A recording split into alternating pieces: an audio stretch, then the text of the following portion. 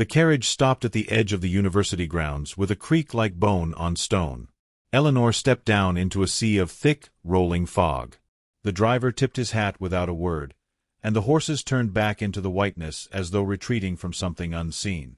Ahead of her loomed the silhouette of Belgrave University, its spires rising like blackened fingers from the earth. Ivy strangled its walls, and shattered windows blinked like tired, watchful eyes. The air smelled of damp stone and something older, earthy and metallic, like rusted iron buried beneath cold soil. She shivered, tightening her wool coat. This wasn't the kind of place one arrived at. It was the kind of place one was summoned to. She crossed the mossy courtyard, her boots echoing in the silence. No students, no movement. Just the sound of her own heartbeat and, beneath it, a slow tock-tock-tock, like something mechanical deep beneath the ground. At the massive oak doors, she paused. A phrase from the letter replayed in her mind. "You have been chosen to continue the work." There was no signature, just the wax seal of the university and a key wrapped in black velvet. She inserted the key into the lock. It turned too easily. Inside, time seemed frozen. Chandeliers hung low with cobwebs, and portraits of long-dead rectors stared down with dust-clouded eyes. Her footsteps on the marble floor sounded too loud, like an unwelcome guest at a funeral. "Miss Cross." The voice startled her. A thin, papery woman appeared from the shadows in a long gray shawl and antique brooch. "You must be Eleanor. I'm Mrs. Thorne, the caretaker. Few scholars come here now. Only those with peculiar interests." Eleanor forced a polite smile. "I'm here to study the Vox Obscura, the manuscript." "Yes," Mrs. Thorne cut in. "It's in the East Wing, locked away, as it should be. But first, your quarters." As they walked, Eleanor couldn't shake the sensation that the halls watched her. Each doorway felt like a mouth about to whisper her name. Every corner seemed to breathe. They passed under a vaulted arch carved with Latin phrases she didn't recognize. One repeated itself, "Non omne sonitus sunt auditae auras." Not all sounds are heard by ears. Her room was small but clean, with a heavy desk and a fireplace that looked unused in a century. But it wasn't the bed, or the hearth, or the bookshelf that caught her attention. It was the view. Through the frosted glass she could just make out the crooked silhouette of the bell tower, the infamous spire said to have not rung in 132 years. "You'll want to keep the curtains closed at night," Mrs. Thorne said, setting down a lamp. "The tower unsettles some." Eleanor raised a brow. "Why? Is it haunted?" Mrs. Thorne didn't answer. Her pale eyes flicked to the window and back. "Dinner is at 6. You'll be alone." Then she left. That night, Eleanor sat at her desk, flipping through the first translated pages of the Vox Obscura, its letters scrawled in a language that felt not quite dead, not quite alive. As she copied the first lines, the air grew colder. Her candle flickered. 1 toll for the waking, 2 for the scene, 3 for the voices that speak in between. A sudden chill slid down her spine. Then she heard it. A single toll. Deep, distant, as if from a mountain far away. The bell tower. She froze. No, it couldn't be. The bell hadn't rung since 1893, since the collapse during a student ritual that left 12 dead. The belfry had been sealed. There was no bell anymore. She rushed to the window, drawing back the curtain. The tower stood motionless, bathed in fog. But as she stared, something shifted in the dark beneath it. A flicker of motion, a shape, a figure. She leaned closer.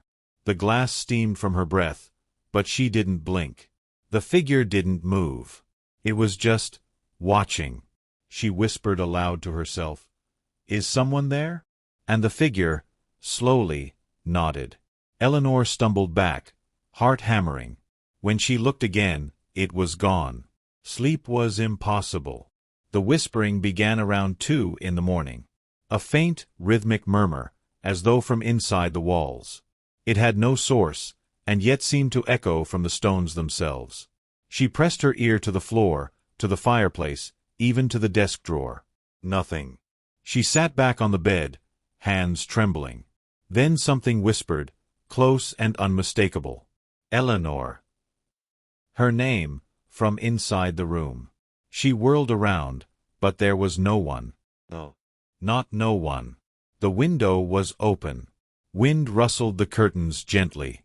And somewhere far above, she heard a second toll. Morning came like a fading bruise. Sunlight weakly filtered through the mist.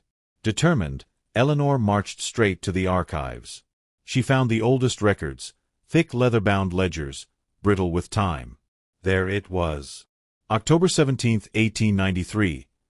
12 students lost in the bell tower collapse. One survivor, raving mad, claimed the bell had rung itself. Claimed it spoke their names. Another entry, years later, in a different hand. Do not reopen the tower. Seal the stairs. The toll brings not the dead, but what lies behind the veil. Eleanor looked up at the shelves around her. Dust spiraled through shafts of light. And in that moment, she realized something that made her skin crawl. The bell had rung twice. Once last night. And once, just now. But she hadn't heard it with her ears. She had felt it in her bones. The following evening, Eleanor lit 2 candles, though one would have sufficed. The shadows in her room seemed to shift unnaturally now, slinking into corners where light couldn't quite reach. Every tick of the ancient clock on her wall sounded louder, as though time itself was hesitating. She hadn't mentioned the tolling bell to Mrs. Thorne. Somehow, she knew the caretaker already knew.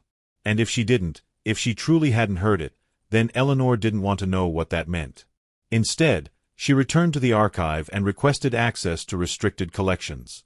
The young librarian, a sallow man with a crooked posture and eyes like wet ash, handed her a large brass key without a word. The door it opened was hidden behind a tapestry of St. Augustine, his face partially burned away by time. Behind it, a narrow spiral stair, lit only by iron sconces mounted into the stone. Each step downward tightened around Eleanor's lungs. The further she descended, the more she noticed the air shift, thicker, damper, touched with a strange sweetness. Not decay. Something older. Like the smell of orchids blooming in a crypt. The bottom level was circular and quiet. Ancient shelves radiated outward like the spokes of a wheel. The smell of dust and forgotten things clung like cobwebs. In the center, beneath a stained glass window depicting an angel with no eyes, sat a long wooden desk, and on it, an open book. Not a book. A diary. The first page bore a name in delicate cursive. Amelia Whitcomb, 1893. Eleanor's pulse quickened. She flipped through the entries, fingers trembling. We found it, beneath the bell tower. Not stone, but something buried, deeper than the roots of the university. The others heard it calling. I pretended I didn't. But last night, it whispered my name. Just like it whispered theirs. Professor Elbridge says the bell has no tongue. That it cannot ring. But I heard it. I felt it. And I dreamed of hands, dozens of them, reaching from under the flagstones. The final entry chilled her. We will try the ritual tonight. 1 toll to pierce the veil, they say. 2 to invite what waits beyond. But I fear we've already rung the 3rd. The pages after that were blank.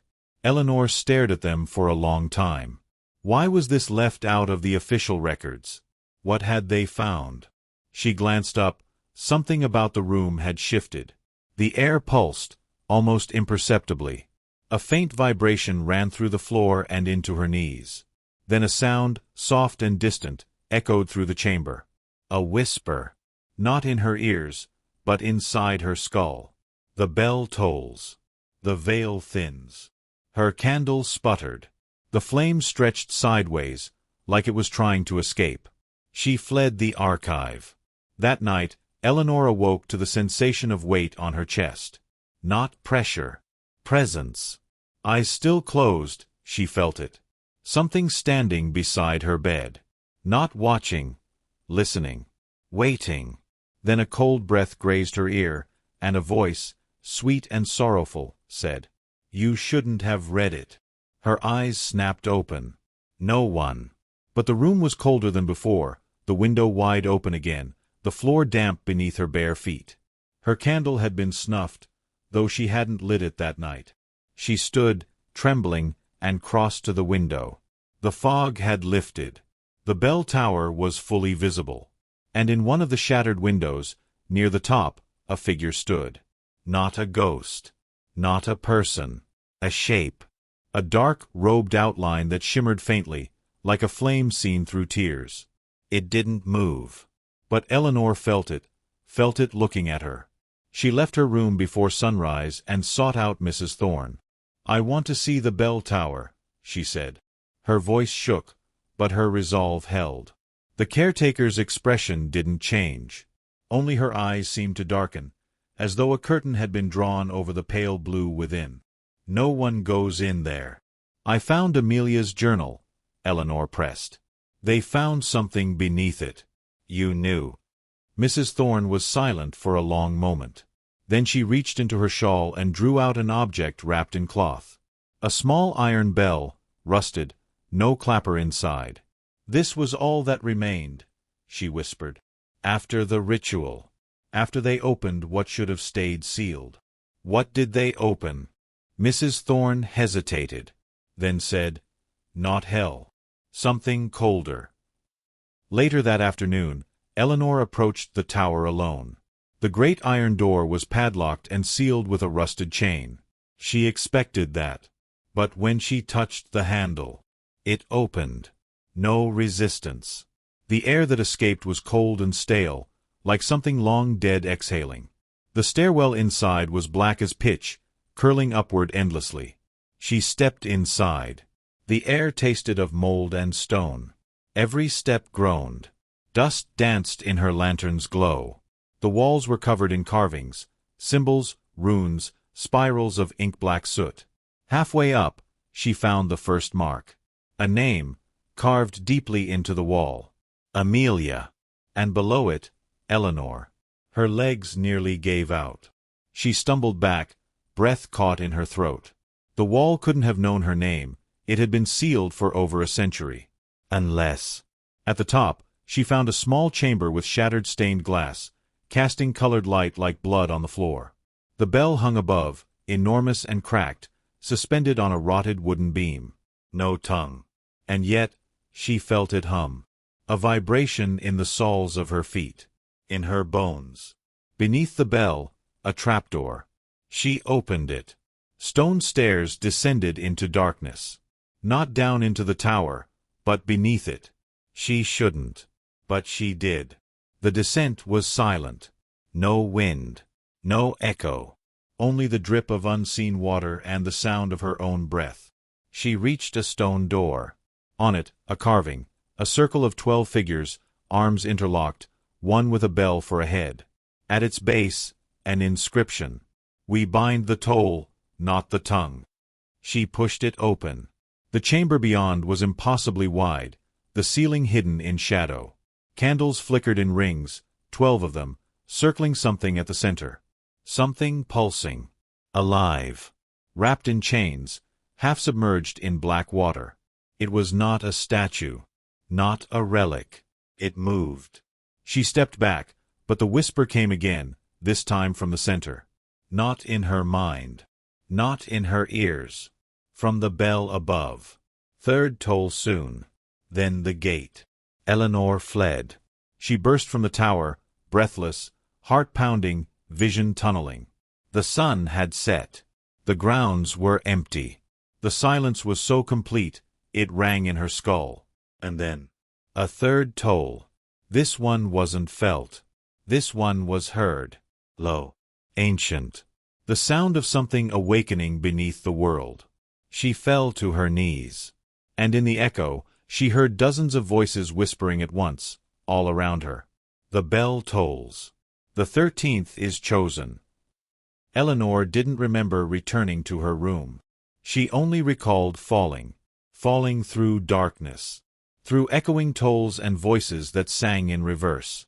Now she sat on the floor by her bed, knees drawn to her chest, staring at the small iron bell Mrs. Thorne had given her.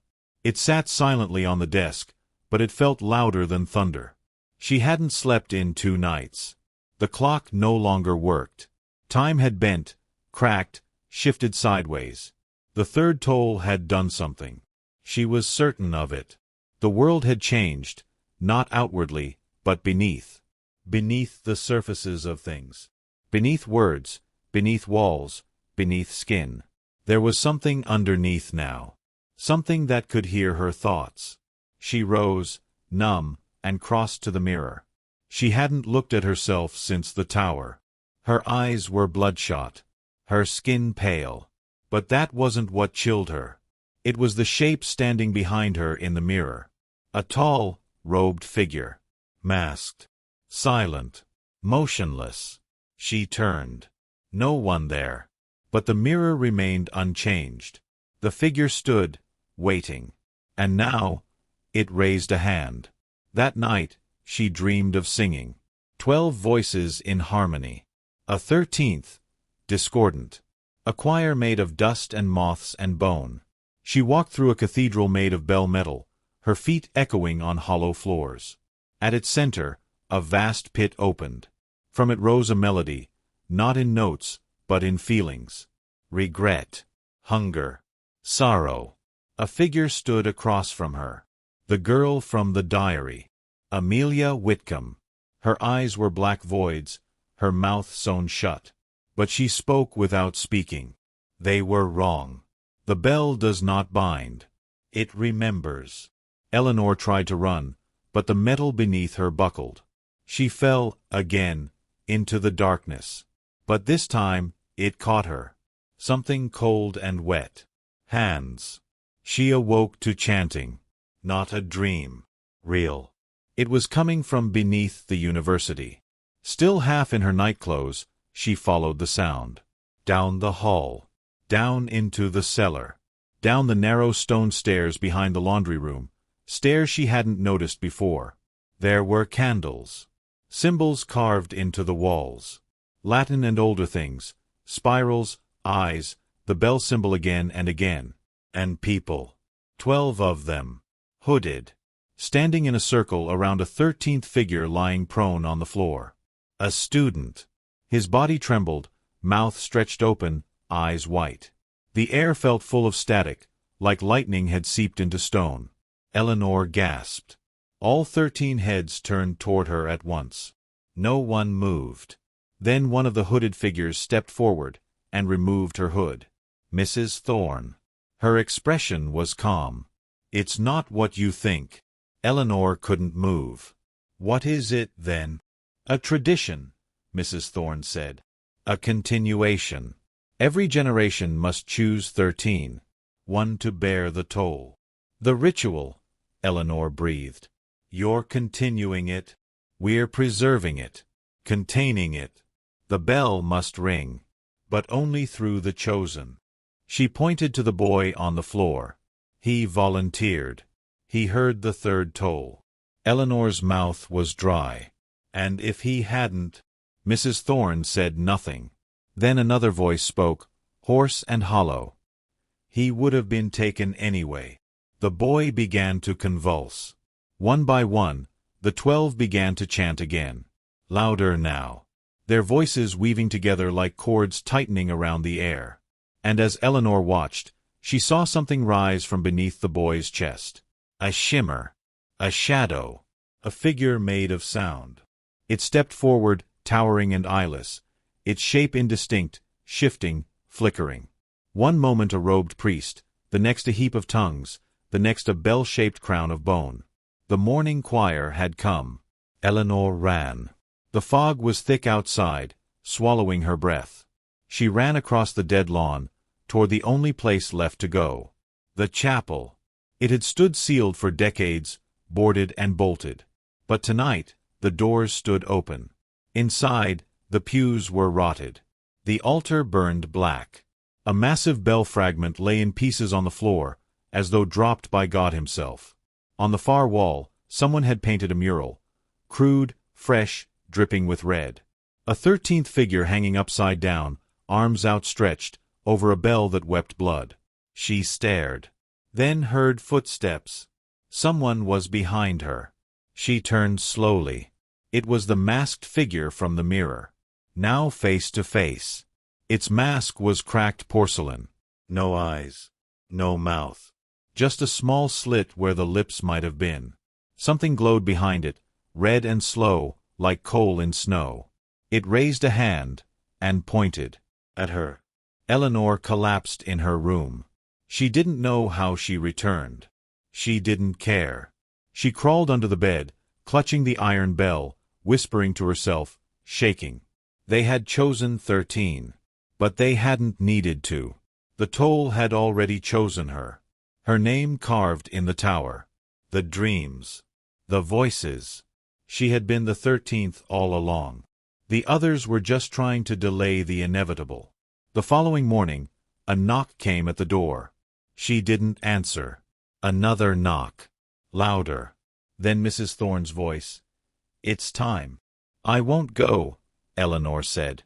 But the door opened anyway. Not Mrs. Thorne. The boy from the ritual, standing in the hallway. He looked changed. His eyes were wrong, black and glassy, like the reflection of a well.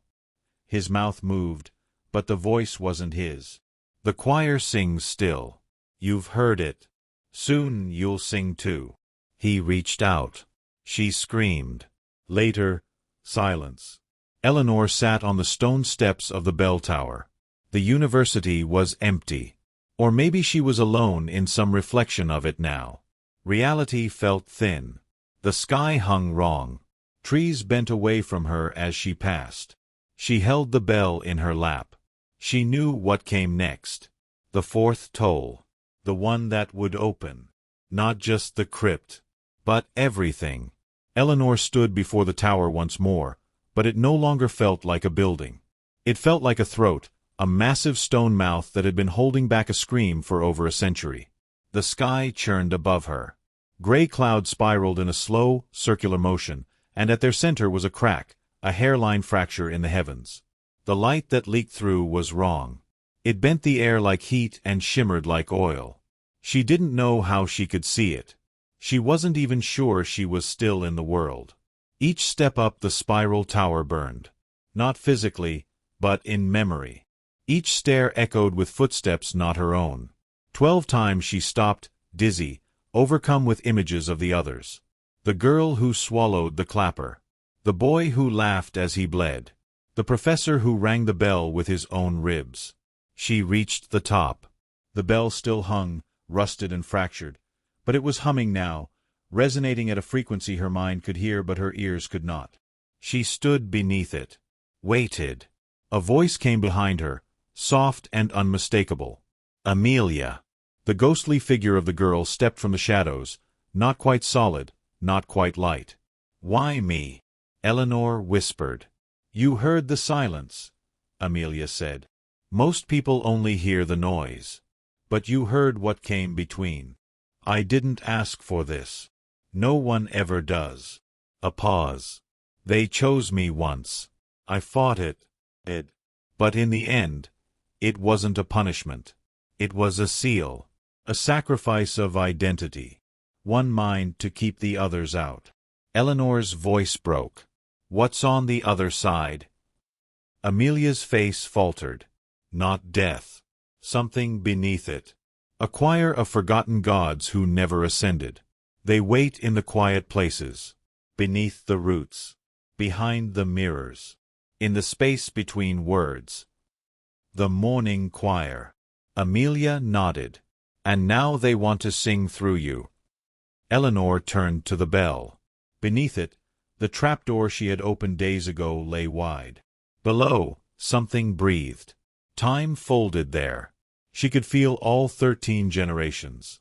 All who had answered the call. A song hummed through the stone, soft and growing louder. Not one of joy. A lament. A requiem. And now it reached for her. She looked at her hands. They weren't shaking anymore. She took the iron bell, the one Mrs. Thorne had given her, and held it up to the great rusted thing above. For a moment, they vibrated in harmony. Then came the fourth toll. It rang not with metal, but with memory. It echoed through every hallway, every chamber, every forgotten book. The sound broke the stained glass windows in the chapel and caused the portraits in the main hall to weep black tears. Beneath the university, the hidden chamber burst open, and from the abyss they rose. The choir. The 13,000-throated thing. It had no single shape. It crawled, slithered, danced, wept, worshipped itself. It wore every face that had ever heard it, including hers. Eleanor watched her own eyes staring back at her from something made of smoke and salt and time. Voices surrounded her, not loud, not cruel, but achingly beautiful. Each word a memory, stolen and sung back to her in perfect discord. Your mother's last word. The prayer you forgot. The scream you never let out. Eleanor dropped the bell. It shattered. The great bell above her began to move. Cracked and silent for a century, it began to swing. Each swing of the bell fractured reality. The first, the stones beneath her feet disappeared. She hovered above the abyss. The second, her name unraveled. Eleanor Cross was no longer a person, but a memory spoken by something older. The third, the morning choir surrounded her. And then, silence. The kind of silence that hurts. The kind that makes you aware of your own heartbeat. The kind that means something is listening. Then one voice. Just one. Choose. The tower offered her two paths. Ring the bell. Seal the gate again. Sacrifice herself. Lose her name, her face, her place in the world. But hold back the choir for another generation. Refuse. Walk away. Let the choir sing. Let the veil drop. Let the world remember what it buried. Her breath hitched. She thought of Amelia, of the boy who convulsed, of the generations before her. And then she stepped forward. The bell rang one final time, not with steel, but with flesh. Her hands on the rope, her blood on the floor, her name on every stone of the tower. And the choir stopped singing. For now. They found the tower empty the next morning. No trace of Eleanor Cross remained. Her room was untouched, her notes undisturbed. But every mirror in Belgrave University had cracked down the center. And once a month, always at midnight, a single distant toll echoed from the tower. It could not be traced. It could not be recorded. But those who heard it found themselves waking in strange places, muttering fragments of dead languages, drawing spirals on their walls, waiting, listening, remembering, because the 13th toll is never the last, only the next.